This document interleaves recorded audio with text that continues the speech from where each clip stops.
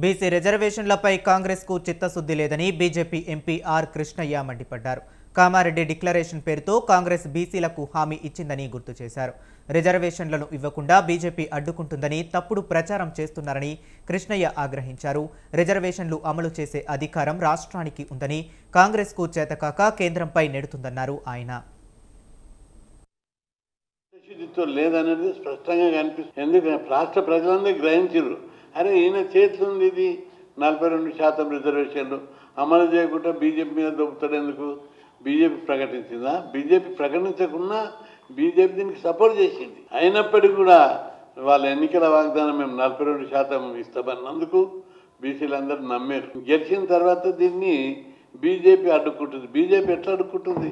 ఏం బండలు పెట్టి అదుకుంటుందా, గోడలు కట్టి అదుకుంటుందా? ఏమన్నా తెలివి ఉండాలో చెప్పడానికి. బీజేపీ ఎందుకు అడ్డుకుంటుంది?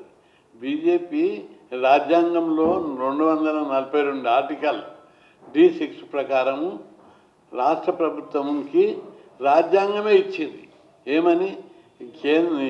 స్థానిక సంస్థల్లో బీసీ రిజర్వేషన్లను నిర్ణయించే అధికారము రాష్ట్ర ప్రభుత్వాలకు ఇస్తూ కేంద్రము రాజ్యాంగాన్ని 73, 74వ